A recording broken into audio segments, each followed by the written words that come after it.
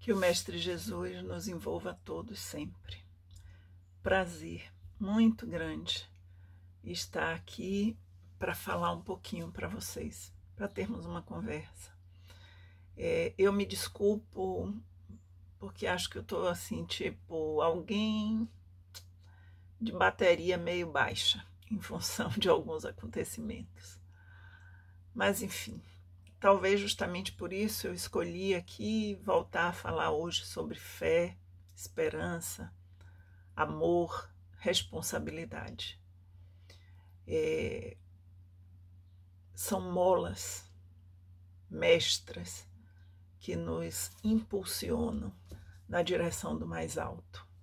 E penso que nesses tempos que correm, nós estamos precisando muitíssimo de nos sentirmos impulsionados para o mais alto. E esse empurrãozinho, né, esse alavancar, é algo que precisa partir de cada um de nós. Nos tempos que correm, eu tenho me lembrado muito, frequentemente, de uma fábula lá de trás. Não sei se eu saberia reproduzi-la fielmente, mas é mais ou menos a história de um ratinho que, tendo conhecimento de uma ratoeira colocada lá numa fazenda onde ele mora, ele pede ajuda à galinha e ela diz que não é problema dela. Pede ajuda ao porco e o porco diz: olha, também não é problema meu, mas se algo lhe acontecer eu vou orar por você. Pede ajuda à vaca e ela diz: mas uma ratoeira vai me atingir em quê? Não é problema meu. E aí, durante a noite, né, a esposa do fazendeiro ouve um barulho na ratoeira e desce para ver. Só que a ratoeira tinha pegado a cauda de uma cobra venenosa. E quando ela vai inadvertidamente olhar, ela é ferida pela cobra. Cai, fratura a perna, pelo que eu me lembro, e aí, precisando de cuidados, o fazendeiro resolve então fazer uma canja de galinha. Tchau para a galinha. Mas aí ela é muito querida e os vizinhos resolvem visitar, e vem um vizinho, vem outro e mais outro, e são vários os vizinhos, e o fazendeiro então vê que ele tem que fazer um almoço, ok? E aí, tchau pro porco. Bom, mas a esposa melhora, fica bem, tá ótima. E aí então o fazendeiro resolve fazer um churrasco. Tchau, vaquinha.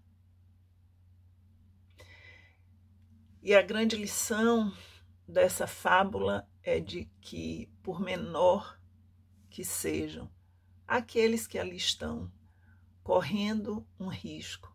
E agora vamos tirar o rato, a ratoeira e o sentido denotativo, se é que eu posso dizer isso, mas vou dizer assim, e vamos pensar na simbologia do rato, da galinha, do porco, da vaca. E entender que, por mais ínfimo que seja, ou contrário a nós, aquele que está correndo risco, se nós absolutamente não nos movemos, o risco, em algum momento, se ele se estende e se amplia, atingirá a todos, sejam galinhas, porcos, vacas. Tenhamos a gradação que tenhamos, a posição que ocupemos. É preciso nos unirmos quando as situações da nossa vida estão fugindo do controle. Que o Mestre Jesus consiga inspirar em cada um de nós sabedoria, amadurecimento, leveza, coragem, esperança. Nós ouvimos do senso comum que a fé é uma adesão de forma incondicional a uma hipótese que nós passamos a considerar como verdadeira, independente de qualquer tipo de prova ou qualquer critério objetivo de verificação. Às vezes nós passamos a acreditar em alguma coisa que não tem pé, nem pés, nem cabeça, porque alguém a quem nós atribuímos uma autoridade disse para a gente que aquilo era daquela forma. A doutrina espírita vem, e antes da doutrina espírita, Jesus, mas talvez nós não tenhamos nos dado conta, de como Jesus veio dizer para a gente, nos incitar, melhor dizendo, a uma reflexão, a nos tocarmos pelo sentimento e a pormos a nossa cabecinha para funcionar em todos aqueles momentos que ele nos perguntava a respeito de algumas coisas e nos colocava para refletir, Tipo, quem entre vós não tem pecado, atire a primeira pedra.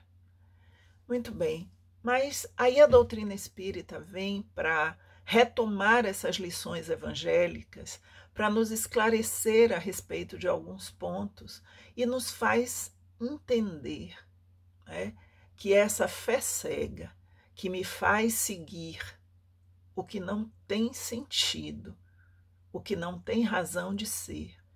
Inclusive porque, olha, apesar de Chico ou Francisco, Joaquim ou Manuel estarem ali dizendo é isso, fatos comprovam que não é isso.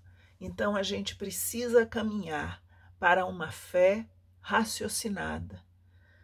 Muito bem. E aí o Evangelho, lá no capítulo 19, nos itens 2 e 3, e eu vou me permitir aqui olhar as anotações que eu fiz quando eu precisar ler para ser fiel ao termo do Evangelho, aos termos do Evangelho, ele vai nos dizer que a fé, inicialmente, é uma confiança nas nossas próprias forças, que torna o homem capaz de executar coisas materiais, E aí, aqui vamos entendê-la no sentido moral. Quando Jesus fala da fé do tamanho de um grãozinho de mostarda, que é capaz de nos fazer remover montanhas.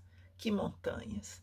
Essas montanhas que estão dentro de nós, que são as montanhas do egoísmo, da prepotência, da vaidade, de querermos estar acima do bem e do mal, dos nossos defeitos, daquilo que nos afasta da humildade, do reconhecimento de que erramos muitas vezes e de darmos a mão à palmatória, como se dizia antigamente, reconhecendo que não, nós não estamos com a razão, o outro tem razão. Os fatos corroboram uma razão insofismável. Muito bem. Essa fé que nós precisamos desenvolver para nos aproximarmos do Altíssimo, para chegarmos à condição de podermos estar numa comunhão com o divino. E aí o Evangelho nos fala ainda de fé como a confiança que se tem na realização de uma coisa, a certeza de atingir determinado fim, uma lucidez.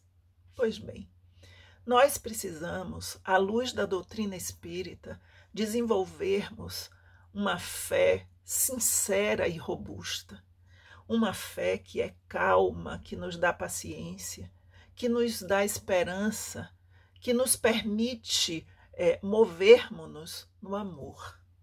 e eu preciso ver as horas. Tá?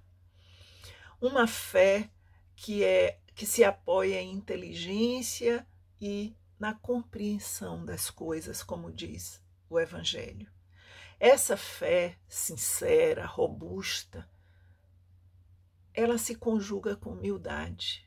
Diferentemente de quando a nossa fé é vacilante, tênue e fraquinha, e a gente quer suprir o vazio que essa fé apresenta com arrogância.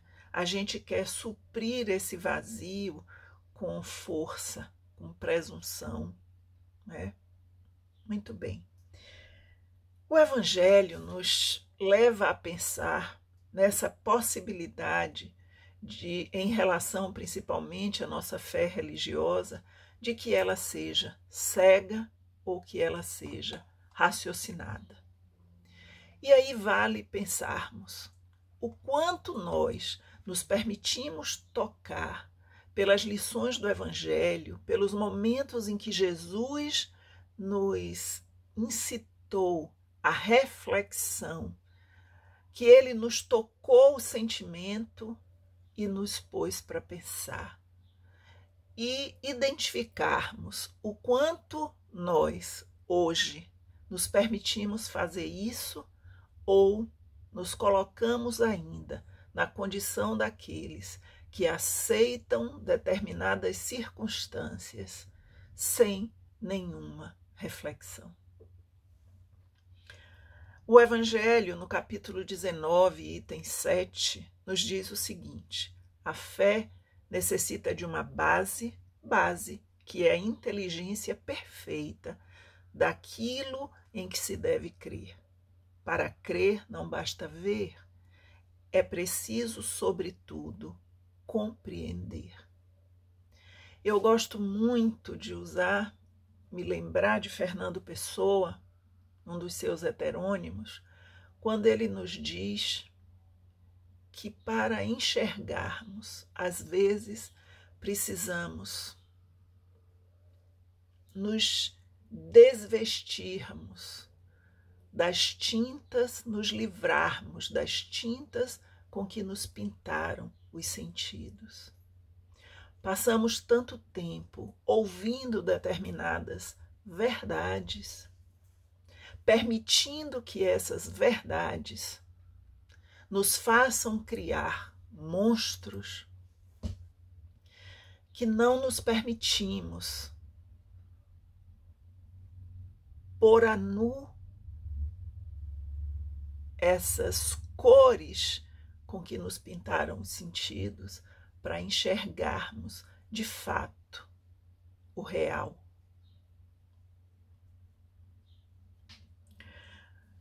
Quando Kardec traz essas lições do Evangelho de Jesus, quando ele nos mostra que nós precisamos, para acreditarmos, nós precisamos de uma base, que não é bastante ver, mas que é necessário compreender, que é necessário que enxerguemos não pelos olhos dos outros. Às vezes, quando algo nos é mostrado com uma roupa muito bonita, em que cada dobra esconde aquilo que será a realidade, o real, ou, me permitam dizer, a verdade, e cada dobra deixa a verdade encoberta, e a gente não se preocupa de olhar para além daquilo que está sendo mostrado para enxergarmos as dobras do tecido e vermos que quando eu junto esse pedaço com esse e esqueço o que está no intermédio, eu formo algo que não corresponde à verdade, porque está ocultando aquilo que seria determinante para a nossa compreensão. Muito bem. Então, quando Kardec traz Jesus nos falando e nos incitando a pensar Kardec mostra Jesus como um educador. O educador que toca, como eu disse, o nosso sentimento, para que nós possamos chegar aos entendimentos das lições que ele trazia para a gente. Entendendo a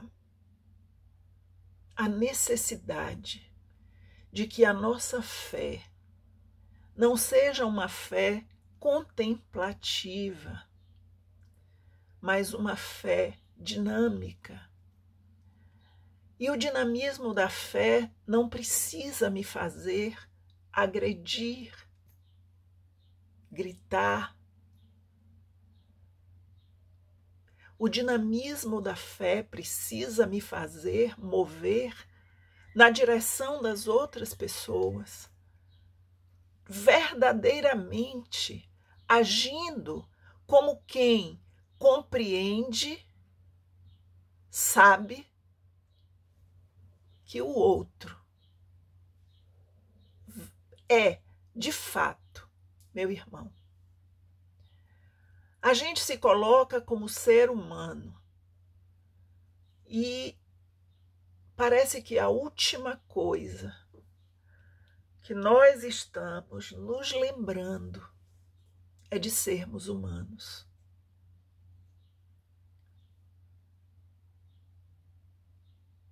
O que é ser humano? É lutarmos por sobrevivência a todo custo, passando por cima de quem quer que seja, ou de quais sejam os valores ético-morais. O que é ser humano? Ser humano não é vivermos valores, não é vivermos virtudes, não é desenvolvermos sabedoria. De que adianta termos conhecimento e manipularmos esse conhecimento ao sabor de interesses nefastos, menores?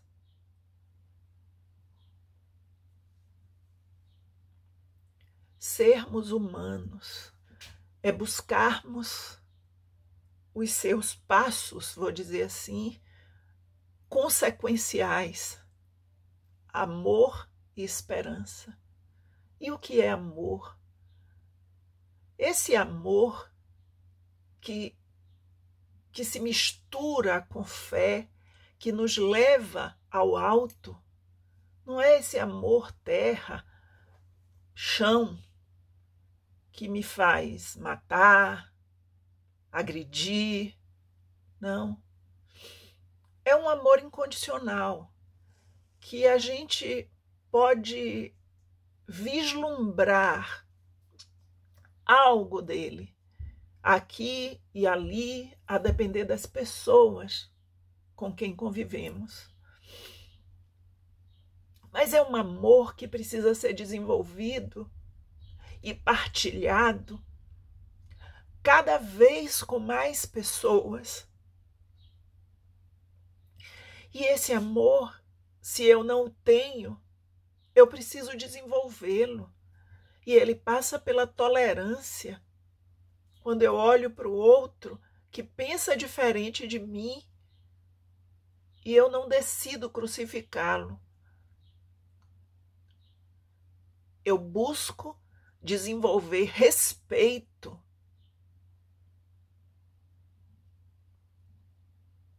por esse que pensa diferente de mim. Esse amor, Emmanuel nos diz no seu livro primoroso, Pensamento e Vida, esse amor é servir, é serviço. Eu ainda não amo a essas pessoas, a todas as pessoas, mas eu posso passar a amar no momento em que eu me disponho a servir, imprimindo gestos de verdadeira caridade. E se vocês me perguntarem, e você lá sabe o que é a verdadeira caridade? Eu posso responder, não, talvez eu não saiba.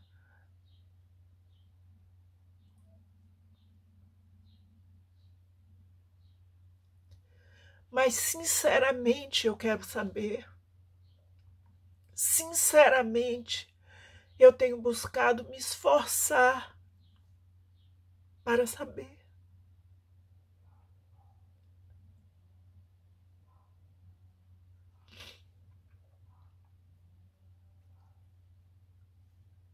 E eu tenho ficado extremamente tocada pelo quanto grande parte de nós pode ser cruel,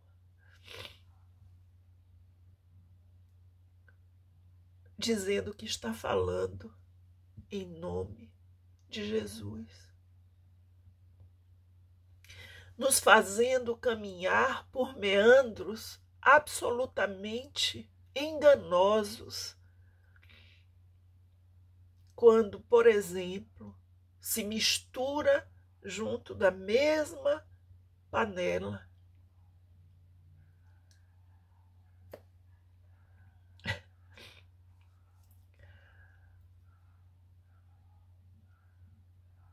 pessoas que não podem, ações, melhor dizendo. Mas é porque essa pessoa que eu me lembrei agora misturava pessoas que não podem estar numa mesma panela.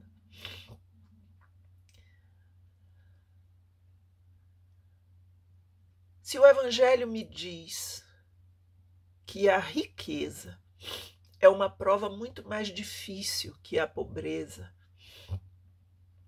se o Evangelho me dá mostras de que a pobreza pode ser a opção de espíritos absolutamente mais desenvolvidos que eu, que fizeram uma escolha de passar por privações, porque já se veem na condição de melhorar, ou porque, sendo a riqueza uma prova tão difícil, optam pela pobreza para terem uma oportunidade existencial de saírem dessas situações, desses arroubos de prepotência, de vaidade,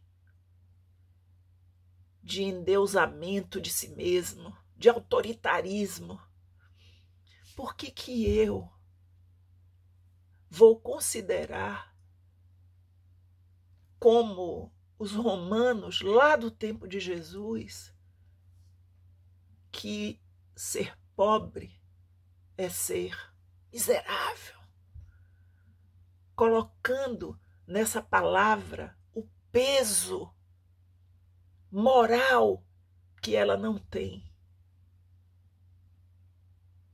Quantas lições as pessoas mais humildes podem nos oferecer e oferecem a todo tempo.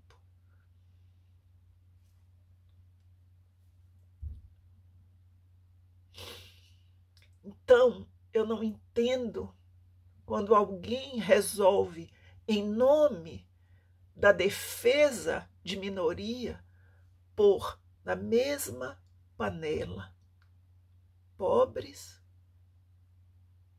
negros e corruptos. Meu Deus! Que importa a cor da minha pele se eu não tiver dignidade?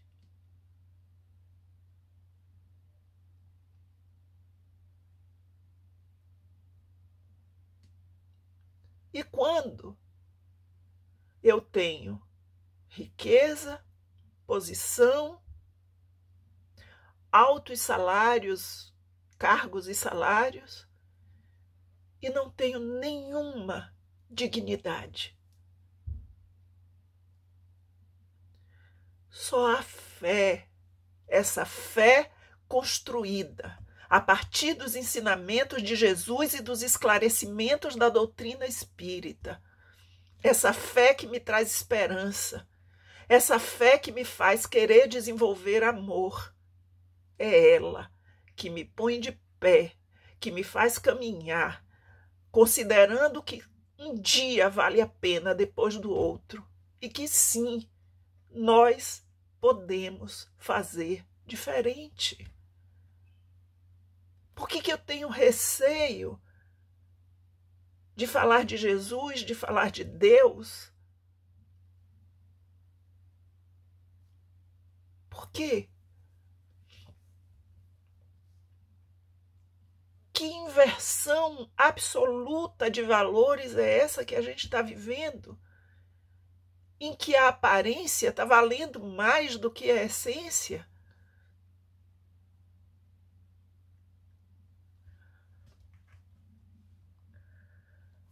Desculpem. Emmanuel, estava aqui.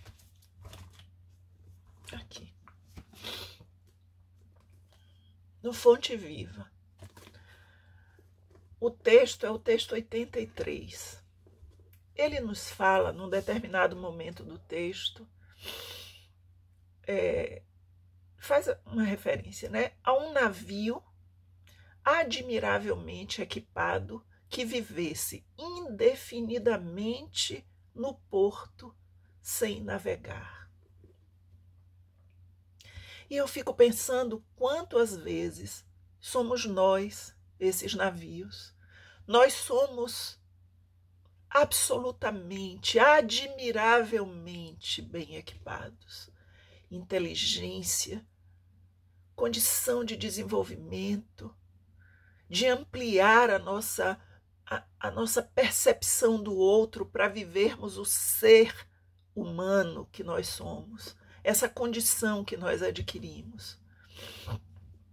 E o quanto nós estamos indefinidamente parados no porto, sem navegarmos.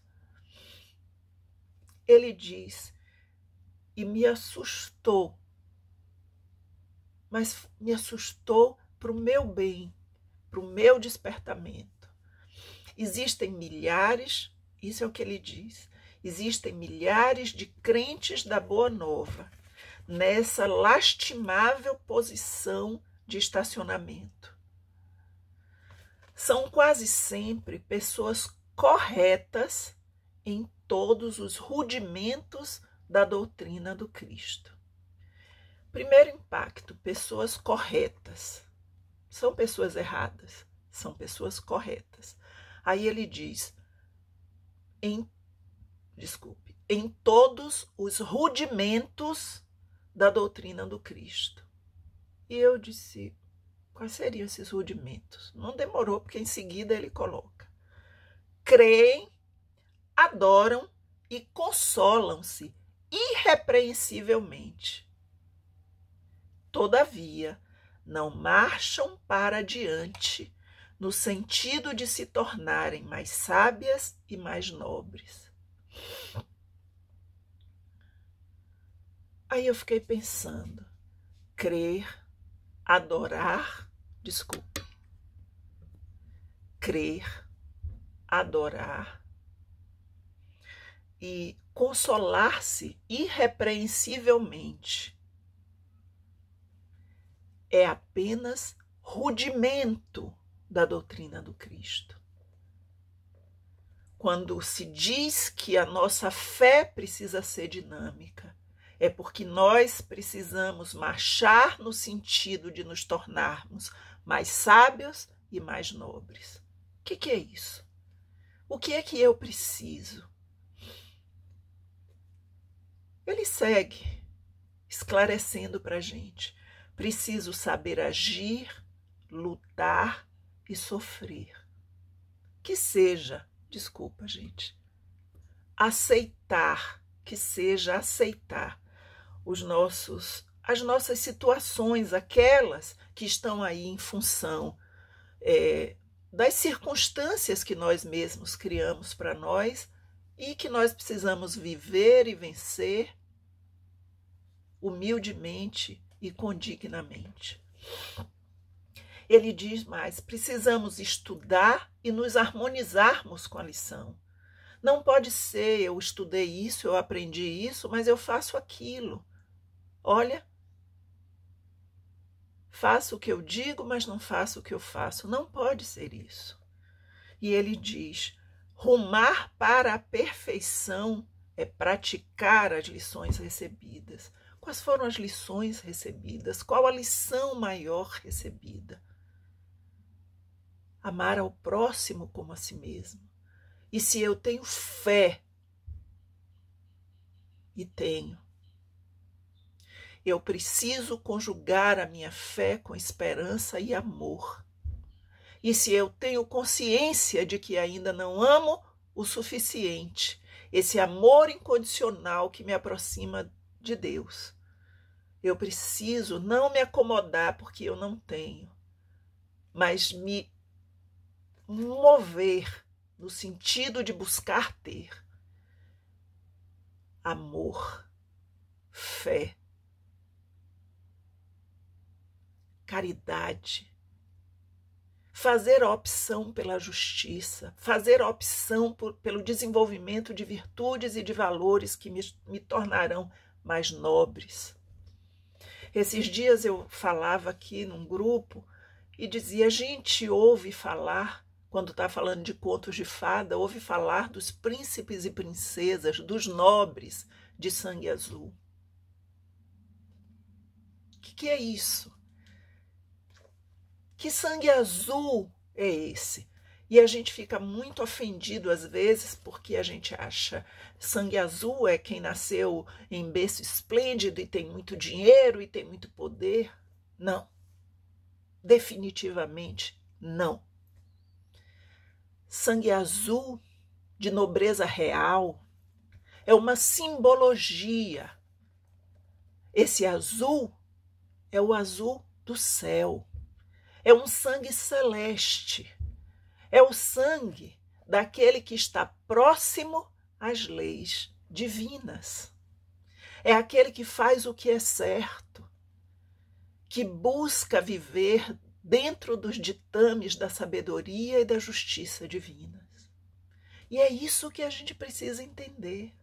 Porque dentro desses valores está, vou repetir, a humildade. Essa que a gente parece não enxergar definitivamente. Vamos lá. O que eu busquei mais aqui? Ainda no Fonte Viva. A lição 154, ninguém vive para si. É uma lição que nos convida a esse amor, a essa doação, a essa entrega. Num dos trechinhos do texto está dito: queiramos ou não, é a lei que nossa existência pertença às existências que nos rodeiam.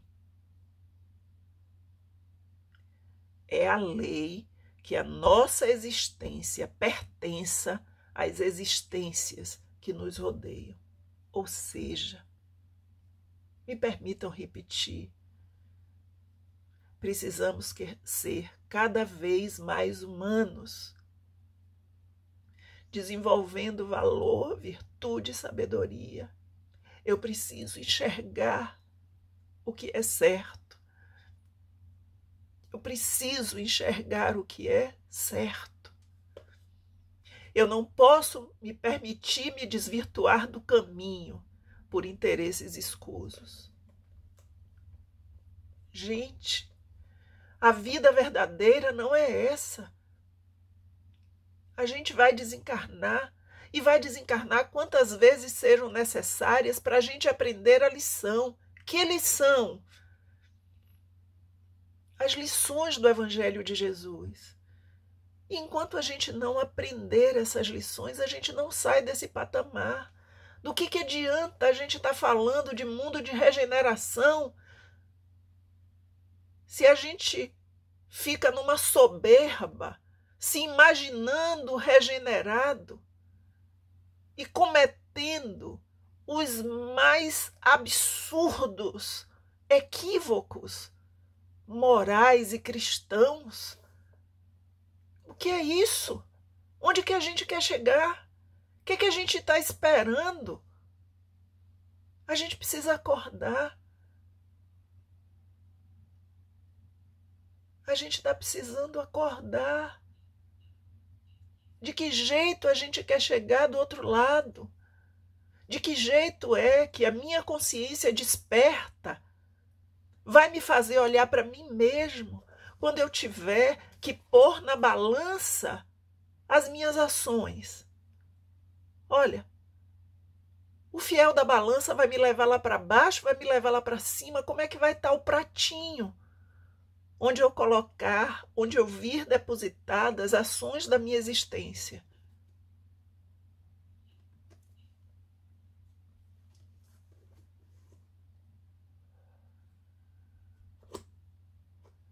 Ainda nesse texto, ele nos fala das nossas obras, intenções, palavras e atos. Outro dia eu falava com um amigo, ou ele falava comigo, né? Assim, batendo na tecla de que, sei lá, acho que é mais ou menos assim, a gente não pode se indignar. E o indignar não significa sair correndo para bater no outro, nem para ferir o outro.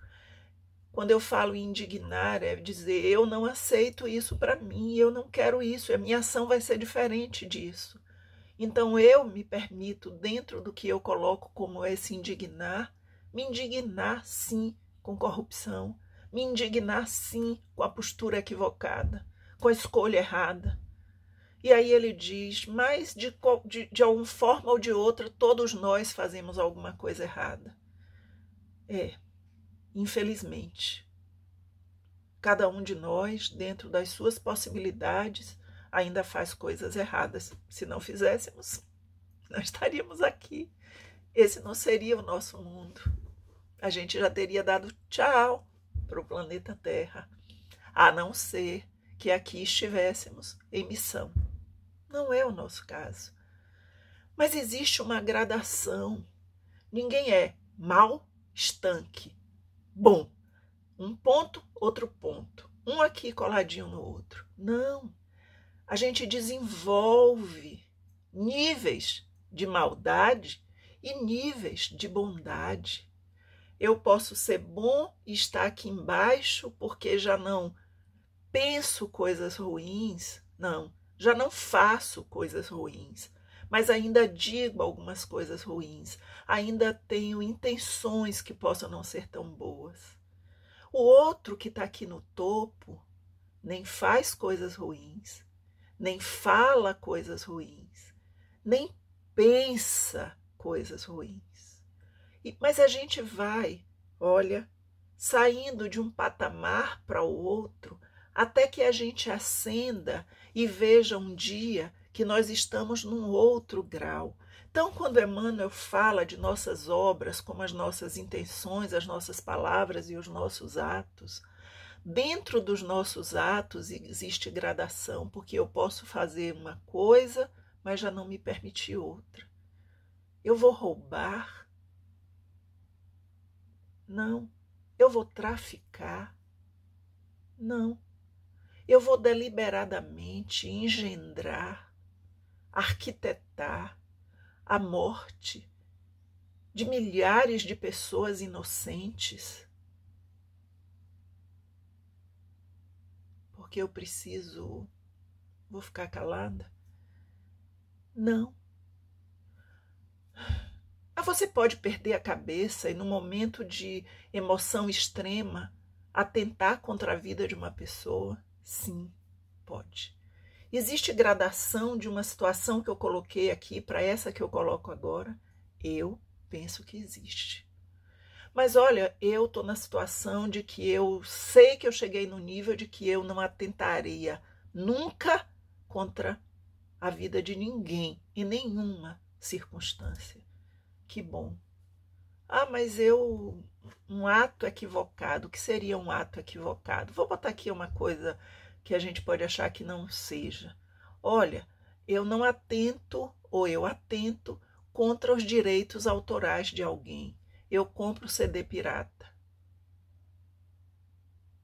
Eu compro CD pirata.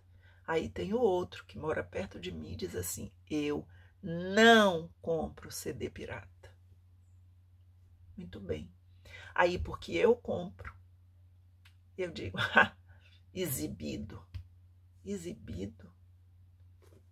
Eu preciso bater palmas, porque tem alguém que consegue ver o erro em algo que a maioria considera que é de só menos importância e já alcançou esse nível. Eu não posso me incomodar se as pessoas fazem o certo, só porque eu não consigo fazer. E eu quero puxar todo mundo, para todo mundo ficar aqui junto comigo. E é isso que nós fazemos às vezes.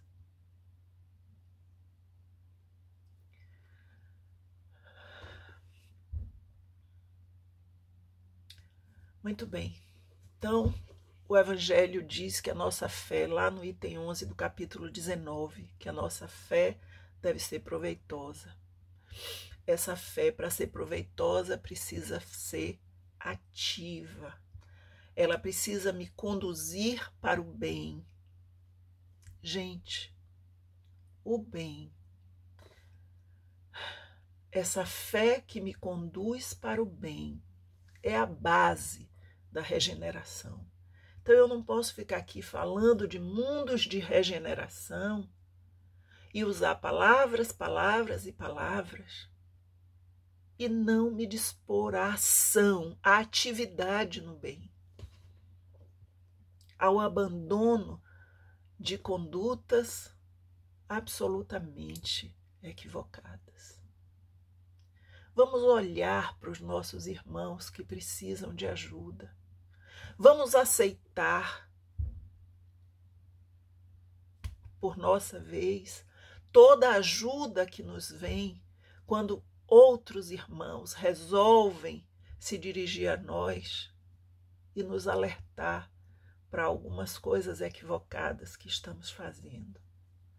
Vamos nos permitir diminuir a nossa soberba, diminuir a nossa arrogância, o nosso orgulho, a nossa vaidade, diminuir aquele que é o nosso pior equívoco, segundo o Livro dos Espíritos, o interesse pessoal. Vamos abrir mão do interesse pessoal pelo interesse da coletividade,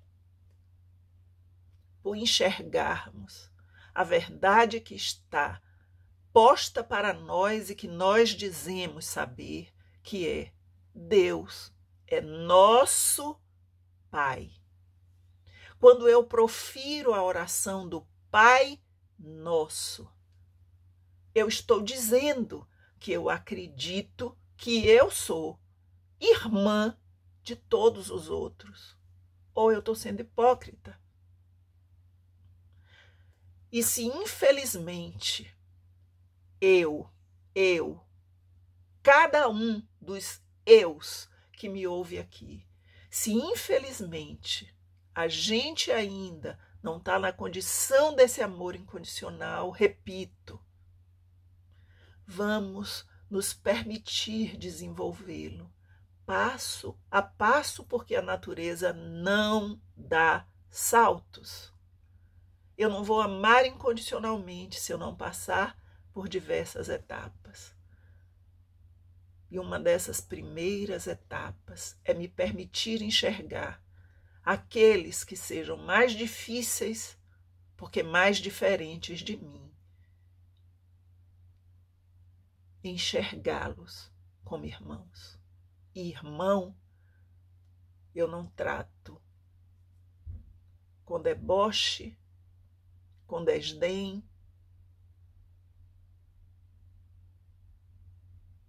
com força, com violência, com menosprezo. irmão, eu trato com amor.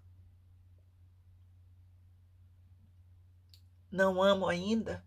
Busque as bases desse amor. Trate com tolerância. Trate com respeito. E aí eu posso dizer, no momento em que eu me engajo no desenvolvimento de respeito, de amor, de esperança, eu tenho fé, sim. Eu me vejo nas lições do dia a dia que o mais alto nos oferece. Quando a gente sai, por exemplo, para uma atividade assistencial em que tudo parece que vai dar errado e dá tudo certo, tudo justo, todas as coisas se encaixando. Eu olho para o alto e peço desculpas e peço perdão a Deus por ter duvidado minimamente de que quando a gente se dispõe a fazer pelo outro, o mais alto conjuga forças para que dê certo, não por mim, pelo outro que está precisando. E eu não estou sendo, nem quero ser hipócrita ou... Desculpe. Eu estou tentando ser o mais sincera possível. O mais sincera possível. A minha saúde emocional, a nossa saúde emocional, a nossa serenidade, o nosso bem-estar depende disso. Que todos nós, então, possamos nos dispor, Senhor, a vivermos efetivamente dentro das suas lições, sob a sua batuta, a sua regência, tentando identificar a cada dia o caminho, a verdade, para termos vida em abundância. Permite-nos, Senhor. Permite-nos a serenidade que o seu amor gera quando nós nos permitimos que ele nos envolva, nos fortalecendo e ampliando a nossa fé, a nossa capacidade de amar, a nossa disposição para servir. Sê conosco e envolve a todas as pessoas onde quer que estejam, hoje e sempre. Que assim seja. Meus queridos amigos de Natal, que o amor de Jesus fortaleça os nossos corações sempre, sempre. Muita saudade de todos vocês e a esperança de que possamos, em breve, vencer essas dificuldades todas e nos vermos de novo sorridentes, felizes e, eu espero sinceramente, mais filhos de Deus do que nunca. Um grande abraço. Tchau.